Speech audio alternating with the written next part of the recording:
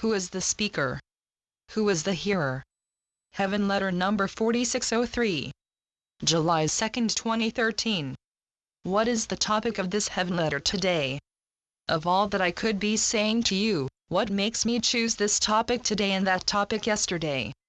I want to tell you that it doesn't matter. What matters is that we sit down together. We can even talk about the weather. We can talk about your day. We can talk about what makes you happy. We can talk about any number of things. What does it matter what we talk about? What matters is that we talk. We engage. We interchange love. That's what we're doing. We're doing it right now. How much does it matter what we say? It matters that we say. It matters that we look into each other's eyes, and, perhaps, you, if I may say you, even though there is truly only one of us, look into your own eyes. As I speak, you are hearing me, and you are also the speaker, the hearer, and the whole thing. We are it, beloveds. We have a conversation that goes beyond the words spoken. We meld in our talk. You like the sound of my voice, and I like yours. We are like birds twittering in a tree. Our speeches sound back and forth.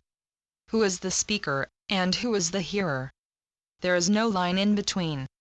Whether you read my words or write them down your seeming self, it is the same. You speak, and you hear yourself. You hear yourself. And what a self you are! What a self we are! You create the beauty of the universe, and you create it still. What note do you wish to play? The world imitates you. It calls back to you what you say to it.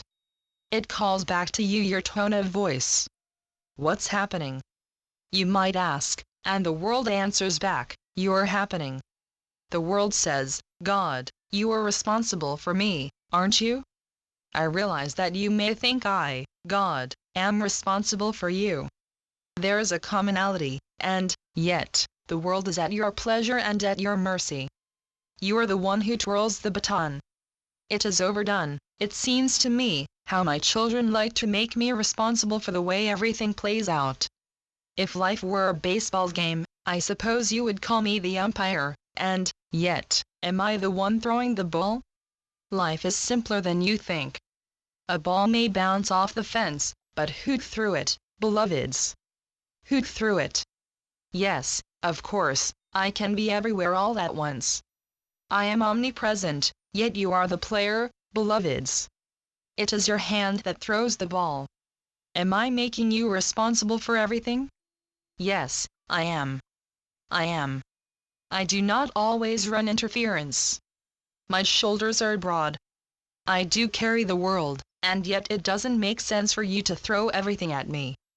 Do you think it does? Can you really walk away from the world and say you have nothing to do with it? Beloveds, even if you are watching the ball game, you play a part. The audience plays a big part.